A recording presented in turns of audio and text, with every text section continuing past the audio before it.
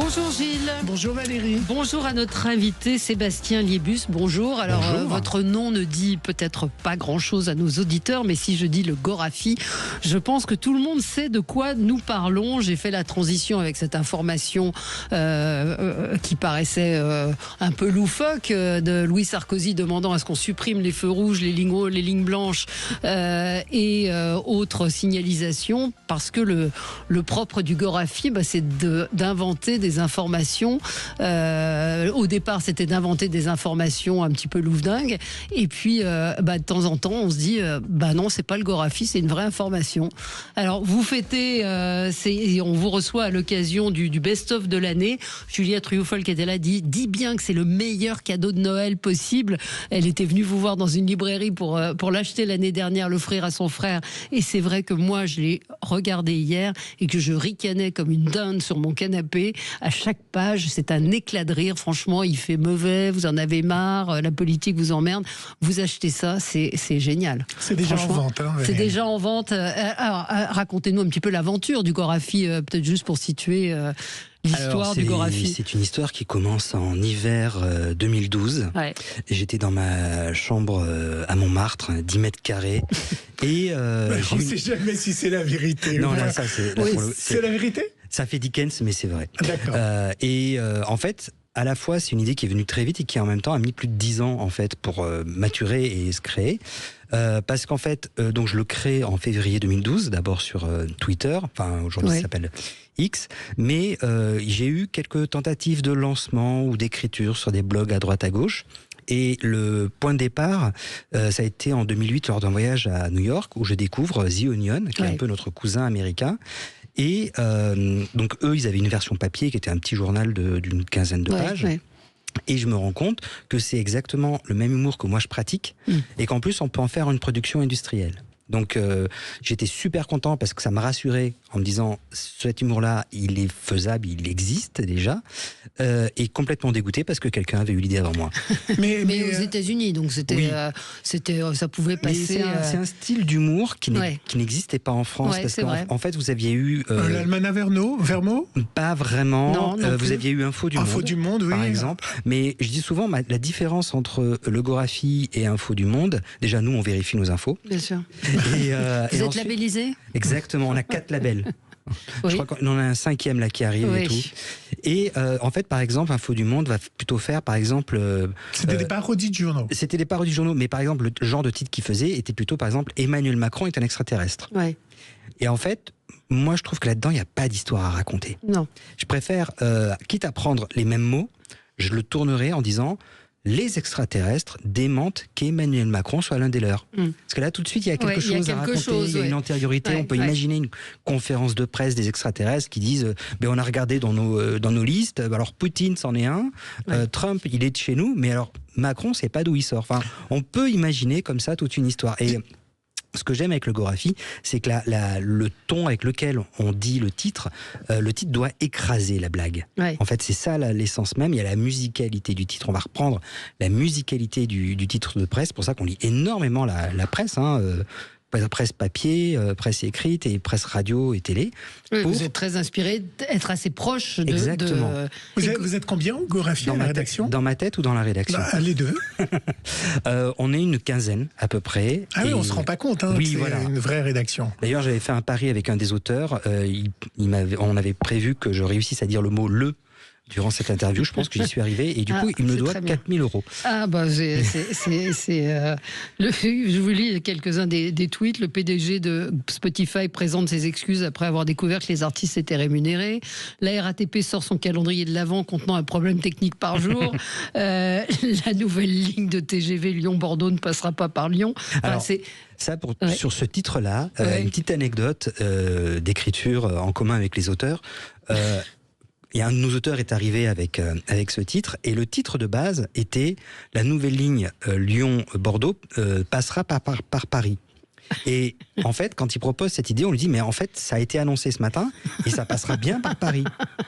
Et il dit « Mais non, mais c'est pas vrai ». Mais je te jure. Et en fait, c'est la première fois qu'il arrivait avec une idée qui s'est réalisée quasiment dans la foulée. Et du coup, on a dû réécrire l'idée et c'est devenu ne passera pas par Lyon. Mais à la base, c'était passera par Paris. Et on lui dit, mais en fait, ça va vraiment arriver. Le train Lyon-Bordeaux va vraiment passer par Paris. Donc vous êtes dépassé bien au-delà de ce que vous pouvez imaginer. Gorafi, ça veut dire quoi ? Ça veut dire, je crois que c'est la version dyslexique de Figaro. D'accord. Parce qu'un des fondateurs était dyslexique. C'est ça, en 1826. Voilà. Et il a fait scission de la rédaction du Figaro pour une histoire de fact-checking aussi déjà à l'époque. Déjà à l'époque. Voilà. Comme quoi il faut vraiment des labels. C'est ça, exactement. C'est très très important. Et du coup, il a créé le Gorafi, qui a une histoire. Donc, on va fêter donc nos 200 ans, nous aussi, l'an prochain. Vous avez une admirable préface dans le numéro, dans le best-of qu'on peut retrouver aux éditions du Cherche Midi. Donc c'est un best-of qui a été fait par l'intelligence artificielle. Exactement. Qui est à mourir de rire. Alors, le plus drôle, c'est que j'ai vu passer un article il y a quelques semaines ou il y a quelques jours où en Inde, un journaliste a fait écrire son article par ChatGPT et il a oublié d'enlever les 4 dernières lignes quand le ChatGPT vous demande souhaites-tu que je réécrive l'article. Ça a été imprimé directement et ils ont dû supprimer sur la version en ligne, je crois que le passage a été supprimé, mais voilà, donc c'est vraiment arrivé. Alors que moi, je me disais, on va demander à Jean-François Bussière d'écrire un article avec l'IA. Et voilà, ça a été fait avant vous. Et puis, vous avez publié un roman, là aussi, très bonne idée de cadeau. Le président est constipé. C'est aussi paru au Cherche Midi. Moi, je l'ai lu. C'est désopilant. C'est la panique au Kremlin parce que le président de la République est constipé. Donc, les premières pages, il va plus aux toilettes. Donc, on cherche à comprendre pourquoi. Est-ce que ces goûteurs eux-mêmes sont constipés ? Enfin, c'est une satire de régime de dictature, et c'est vrai que quand on dit qu'on est en dictature en France, je vous conseille de le lire parce que c'est très très très très réussi, c'est drôle, il y a plein de détails désopilants, et donc l'idée du président qui ressemble un petit peu à Vladimir Poutine, petit peu, sur la couverture, un petit peu, mais il faut être prudent, voilà. Mais après, j'ai fait le choix de ne pas le mettre dans le roman, enfin de ne pas le prononcer, pour faire un roman un peu intemporel. Un peu intemporel sur justement ces autocrates. Exactement. Voilà. Alors on passe au zapping. Sud Radio Média, l'instant zapping. Alors Valérie, j'ai fait un drôle de zapping. J'étais chercher des infos. Alors cher Sébastien, vous êtes le roi de la fausse info décalée, sarcastique. Moi, je vous ai fait un zapping très graphique, mais avec que du vrai. C'est-à-dire tout ce qui suit a vraiment été diffusé et c'est du vrai, et ça est la preuve, mais vous en parliez Valérie tout à l'heure avec l'anecdote de Louis Sarkozy, que parfois l'actualité peut être plus fort que le Gorafi. Je commence avec la politique, avec Rachida Dati qui revisite La cigale et la fourmi de Jean de La Fontaine. La mairie ayant dépensé à crédit des années se trouva fort dépourvue quand l'élection fut venue. Pas un seul sou de côté, ni même un euro d'économisé. Elle alla crier famine chez les Parisiens, ces vaches à lait. « Je vous les rendrai », leur dit-elle, foi de mauvais gestionnaires patentés. Mais chacun sait que la maire, à défaut de rembourser, préfère surtout taxer. Les Parisiens ne sont plus prêteurs, et c'est là leur moindre défaut. Que faisiez-vous ce temps passé ? Je gaspillais. Ne vous déplaise. Vous gaspillez ? J'en suis fort aise. Eh bien, assumez maintenant. À Paris, ça fait 25 ans qu'on nous raconte la même fable. C'est sur l'Instagram de Rachida Dati, ça aurait pu être dans je serai les héritiers de La Fontaine, je porterai plainte. Oui, moi aussi. de Gorafi. Est-ce qu'il y aurait la possibilité de sortir un numéro spécial au moment des élections municipales ? Alors, on réfléchit, on a quelque chose sur le feu, mais qui est un peu top secret. Mais on réfléchit à lancer quelque chose en 2026, qui serait justement, parce qu'on a 2 grosses échéances, on a les municipales, on a les présidentielles juste derrière. Donc, on va essayer d'être au rendez-vous de nos lecteurs. Donc, on leur prépare une petite surprise. Mais voilà, je ne peux pas en dire plus. Je suis sous le sceau du secret. Oui, il faut être prudent. Exactement. Ça aussi, ça aurait pu être la une du Gorafi. LVMH rachète la ville de Vendôme. Ça aurait pas été pas mal comme titre. Eh ben, c'est vrai. Ils ont essayé indirectement. J'ai un peu twisté le titre à la Gorafi. On n'en était pas loin. C'est BFM Business qui vous raconte l'histoire. Ça coûte pas cher, Vendôme. LVMH voulait acheter le nom de la ville de Vendôme pour 10 000 €, mais la justice vient de dire non.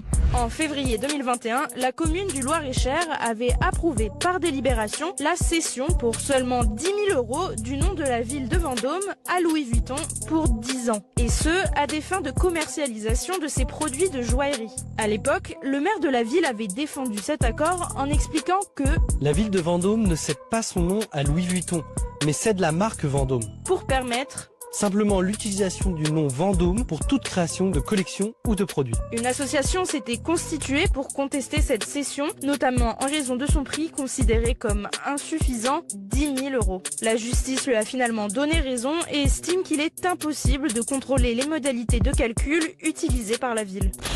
C'est un peu chiche, 10 000 €, parce que vous imaginez les parfums Vendôme, les sacs Vendôme, tout ce que vous pouvez vendre, vous donnez 10 000 € à la ville. Non, c'est pas cher payé.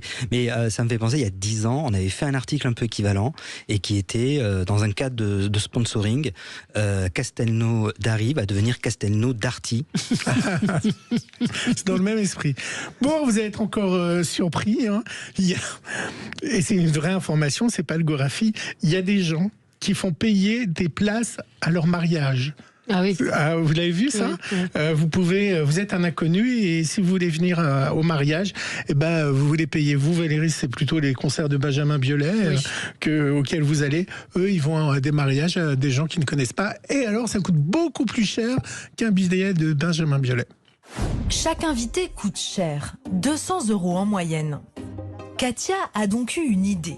Permettre au couple de gagner de l'argent en vendant des places à de parfaits inconnus.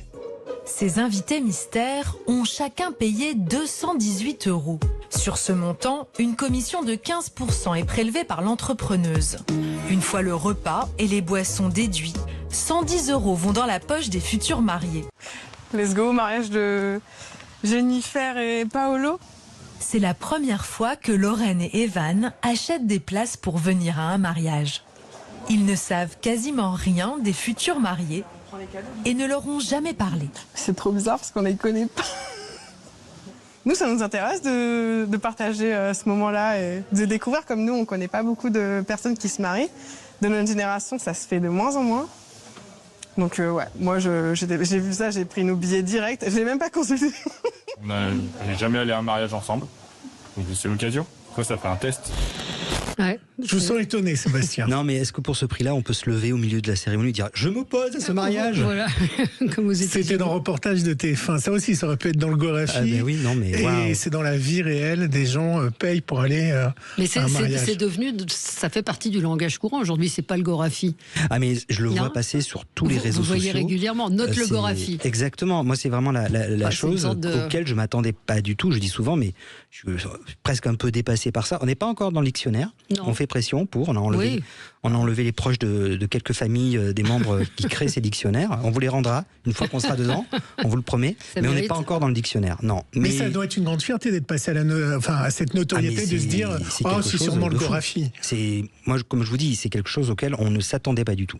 Moi, je le dis souvent, d'ailleurs, on en reparle souvent, mais quand on l'a créé, ce truc-là, cette chose-là, ce style d'humour n'existait pas vraiment en France. Et moi, je me disais, bon, ça va faire un an et demi, et puis au bout de 2 ans, ça va lasser les gens. Moi, je pensais vraiment que ça allait faire son petit phénomène, son petit succès, puis les gens allaient passer à autre chose.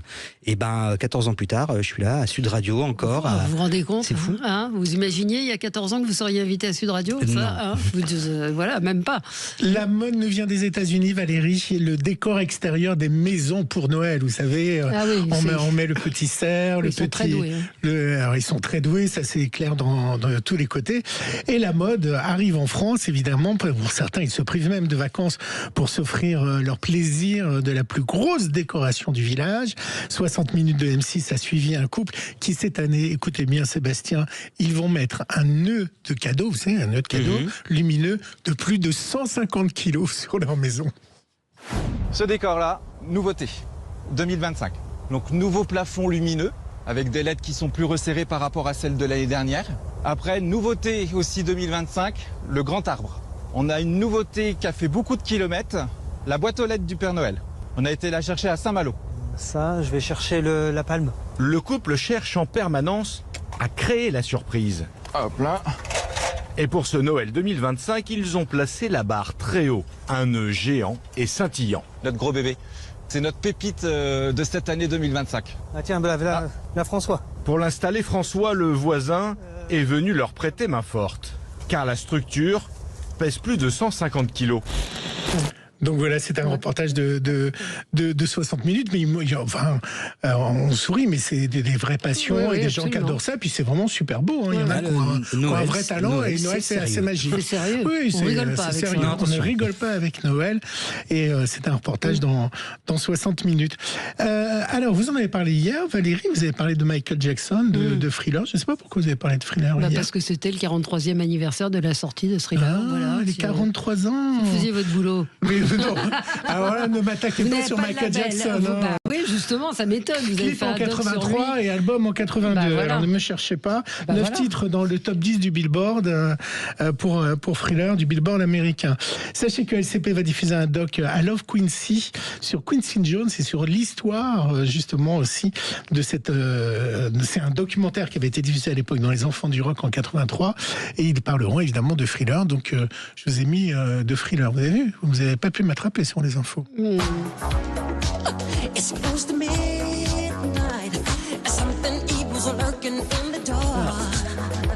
Mais ça, c'est vrai, c'est pas le Gorafi. Thriller ? Michael Jackson est peut-être encore vivant. 43 ans hier, donc la sortie de Thriller. Ça nous rajeunit pas. On se retrouve dans un instant pour parler du Gorafi avec Sébastien Liébus, qui est le directeur général, rien de moins que ça, du Gorafi pour évoquer ce hors-série, ce best-of de fin d'année qui paraît aux éditions du Cherche Midi. À tout de suite.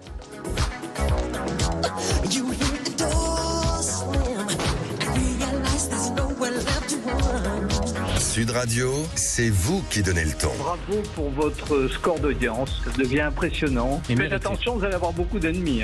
Sud Radio Média, l'invité du jour. L'invité du jour, Sébastien Liébus, directeur général du Gorafi, ce que c'est pompeux, mais c'est la réalité. Vous fêtez vos 30 ans, c'est ça, cette année, et 30 ans 200 ans l'an prochain, 14 ans aussi. 14 ans. Vous ne suivez pas. Hein. Non, j'étais sur Michael Jackson, c'est pour ça. Best-of du Gorafi, alors c'est le cadeau de Noël idéal. Je pense que ça, je suis certaine que ça plaît à tout le monde. C'est paru au Cherche Midi édition, c'est le best-of du Gorafi 2025. Il y a aussi votre livre, Le Président est constipé. Là aussi, je pense que vraiment, si vous ne savez pas quoi offrir à Noël, d'abord offrez des livres, hein, on ne vous le dira jamais assez. Et ça, c'est à la fois drôle, mais en même temps, ça fait réfléchir, puisque vous parlez de ce président qui ressemble vaguement à Vladimir Poutine et qui est constipé. Et donc, il va falloir trouver pourquoi. Donc, c'est presque un thriller. Et c'est quoi l'idée de départ du livre ? Pardon. Pas l'idée de départ, mais comment vous êtes dit Mais en fait, ça m'est venu quand j'étais sur le trône et je me suis dit on est tous très vulnérables dans cette situation et donc j'ai pensé à nos puissants qui sont eux aussi obligés de passer par ce passage-là et à partir de là j'ai imaginé cette histoire qui est venue très très vite et j'avais envie de faire une farce sur l'autoritarisme. Oui, c'est une farce sur l'autoritarisme parce que c'est drôle, mais ça dit aussi un certain nombre de choses. Voilà, de le placer dans la position la plus vulnérable possible et d'imaginer toutes les conséquences comme une chute de domino en fait, parce que c'est ce qui se passe. Les gens essayent de trouver pourquoi le président est malade et puis il y a le petit groupe de loyalistes et de courtisans qui vont se rendre malades parce qu'il ne faut pas déplaire au président. Il ne faut pas être différent du président. Donc, c'est toute la courtisanerie, toute la peur, les espions qui partent en Europe pour essayer de trouver des remèdes pour du président. Donc il y a un petit côté espionnage aussi. Mais au départ, vous êtes journaliste. Comment vous arrivez à... Pas du tout. Non, j'ai toujours écrit depuis que je suis tout petit. Et c'est vraiment une passion de l'écriture qui m'a amené à créer le Gorafi. C'est une passion pour l'humour. Moi, je cite souvent mes influences, c'est Pierre Dac, dont Jacques Pessy. Vous allez faire l'émission en janvier de Jacques, on peut le citer sur Sud Radio. Jacques est un ami et il a immédiatement reconnu le Gorafi comme le continuateur de L'Os à moelle. Il nous a associés à diverses expositions et ça nous a beaucoup touchés parce que c'est vraiment la chose. L'esprit.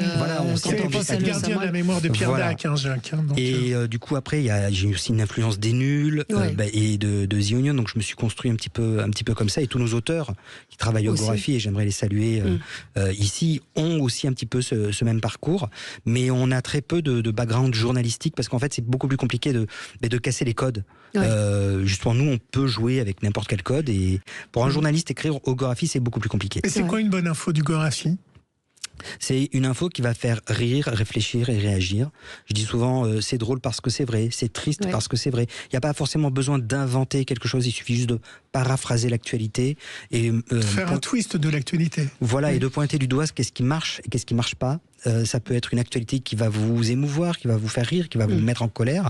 Et si vous arrivez à synthétiser ça en un titre, vous arrivez, ça marche. Vous avez Pascal Praud affirme que la tempête Kirk vient voler le travail des tempêtes françaises. Donc, non, mais ça, il l'a vraiment dit, je crois, non ? C'est possible.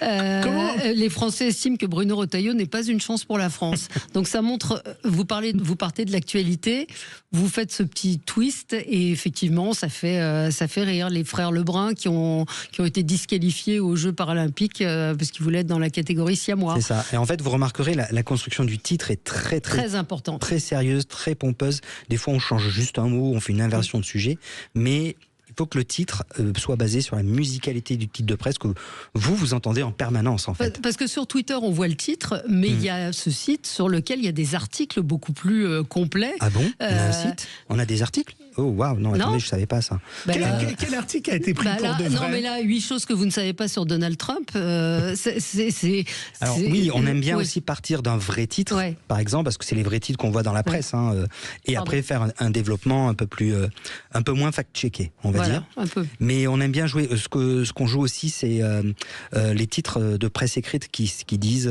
qui est machin, qui est le nouveau. Ça, j'en peux plus. Vraiment, arrêtez avec ces titres, parce que c'est vraiment la question est dans la réponse. La réponse est dans la question. Est-ce qu'il y a une info donnée par le Gorafi qui a été reprise par la presse dans vos souvenirs ? Toutes nos informations, systématiquement toutes. Non, il y a c'est eux qui vont donner le label aux chaînes. Voilà, mais il y a ce fameux tweet qu'on avait fait qui a été pris au premier degré par Christine Boutin. Et c'était à l'époque pour la légalisation du mariage pour tous. Et elle est arrivée sur BFM TV en lisant un petit post-it sur lequel elle avait écrit un de nos tweets et qu'elle avait pris au premier degré. Et je me souviendrai toujours la tête de l'animateur de BFM TV qui regarde sa caméra en disant mais qu'est-ce qu'elle raconte, qu'est-ce qui se passe. Et voilà, c'est un peu l'événement qui nous a propulsés. Mais vous avez le fameux trop souriant dans le métro, il finit en garde à vue. Bob Markner qui va traverser en solitaire le RERB en Ile-de-France, et le candidat qu'on retrouve 6 ans plus tard dans une cellule de Fort Boyard. Ça, c'est vraiment les premiers articles qui nous ont vraiment propulsés. Mais là, plus récemment, on avait fait le président qui ne se disait ni de droite ni de gauche va nommer un 8e Premier ministre de droite. Oui, non, mais il y a du fond, effectivement, à chaque fois dans ce que vous dites. Dijon, 2 hommes s'évadent de la prison en marchant très vite. Voilà. C'est un peu rassurant, le Gorafi, parce qu'on se dit, on peut continuer à rire et avoir de l'humour, en fait. Mais moi, je vois ça comme un humour réconfortant, parce qu'en fait, nous, on est là dans les bons moments, mais aussi dans les moments les plus dramatiques. On s'est jamais arrêté, par exemple, quand il y a eu des moments un peu dramatiques en France, on n'a pas fait de pause. On a continué. Durant le Covid, vous avez continué ? On a continué pendant le Covid, mais même pendant des événements plus dramatiques comme les attentats du 13 novembre, on était là, on était présent parce que les gens avaient besoin qu'on soit là. Et on reçoit souvent dans ces moments-là des petits messages qui nous disent, qui nous remercient. Merci d'être là, merci de nous faire marrer. Et les gens, ils savent que lundi, mardi, mercredi, ils auront un article du Gorafi et on sera là. Léa Salamé, ces petites épaules sur lesquelles il peut. Léa Salamé lance par erreur son JT à 19h et elle a liké ce tweet. Oui, apparemment. C'est peut-être un accident, on ne sait pas. Elle a peut-être accidentellement liké, mais elle a liké le post sur Instagram. Renaud annonce la sortie d'un album de reprise de ses meilleures voyelles. C'est cruel. C'est en tout cas vraiment, vraiment un immense plaisir de lire ce best-of de l'année qui est paru aux éditions du Cherche Midi. Si vous cherchez des idées de cadeaux de Noël, je pense que c'est idéal. Ça ne peut plaire qu'à tout le monde. Enfin, ça ne plaira qu'à tout le monde. Pour reprendre. Et puis le président est constipé. Sébastien Liébus, là aussi, ce pamphlet sur les autocrates, mais exactement. très drôle. Marc Lévy dit que les tyrans craignent plus les mots que les armes. Oui, écoutez. Je pense que Perico sera d'accord avec cette phrase. Oui, justement, et Perico ça me fait une Légas transition nous rejoint, formidable, oui. puisque je vais vous parler du caca nerveux des députés Horizon voilà. à l'Assemblée nationale. Voilà, donc les amis d'Édouard Philippe ont un petit malaise voilà, par rapport au budget. Sujet qui est un petit peu loin. Pourquoi on a abandonné les chrétiens d'Orient ? Très important, et ça aurait changé beaucoup de choses si on avait été plus vigilant. On va recevoir un représentant de cette sensibilité. N'oublions pas Christophe Glaise. Oui, absolument, vous avez raison d'en parler. Non, mais on en parle beaucoup sur cette antenne. Hein. Oui, et aujourd'hui, il passe en tribunal criminel à Tizi Ouzou aujourd'hui, donc évidemment on pense à lui.